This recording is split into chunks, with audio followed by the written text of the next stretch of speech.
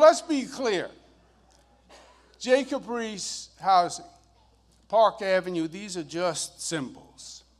The point is, there is still one reality for the rich and powerful in our society and another for the powerless.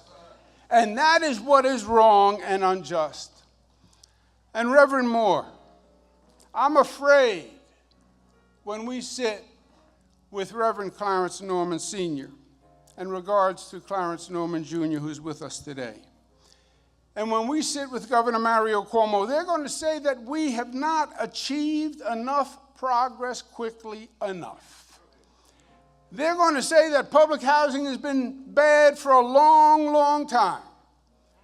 And it's been deteriorating and it's been allowed to go on for too long. They're going to say the need for affordable housing is at one of the all-time highs. And the federal and the state government production is at one of the all-time lows. They're going to say the city feels out of control. There are too many guns. There is too much violence. We are losing too many young people. And 75% of the victims of crime are black and brown.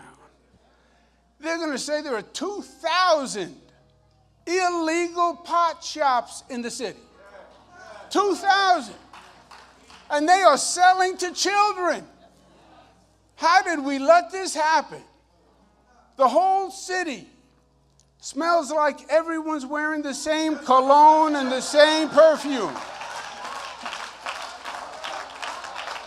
I call it eau de ganja. And they would say, what happened? How did you let this happen? Mayoral control that we had, one of the great assets, we control the education of our children. Just went backwards this past session where the Albany politicians now have more control over the education of our children. 200,000 migrants come into New York City. Federal government has no idea what they're doing. You say on the border, anyone who wants to come, you can come. And I'll pay for the hotel, I'll pay for your food, I'll pay for your school, I'll pay for your education. Of course they're going to come. And Mayor Adams is right.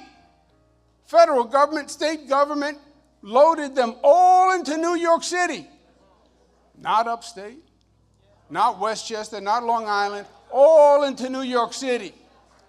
And then they give New York City the bill, and New York City taxpayers are paying the bill.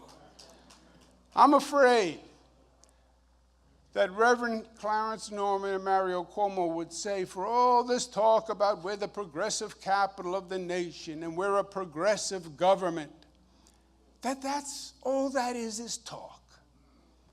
And in life and in government and in society, it is not what you say, it is what you do. And we are not making enough progress. We are not getting enough results. So you can't call yourself a progressive government if you're not making progress. And we are not. We talk about justice, but every day we tolerate injustice. They would remind us of the good book. Isaiah 1, seek justice.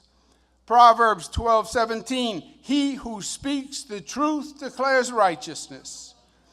2 Corinthians, the armor of righteousness on the right hand and on the left. We have the power of the truth, but we must use it.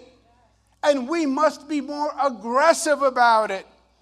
And we have to show the outrage at the injustice. And we have to be mobilized.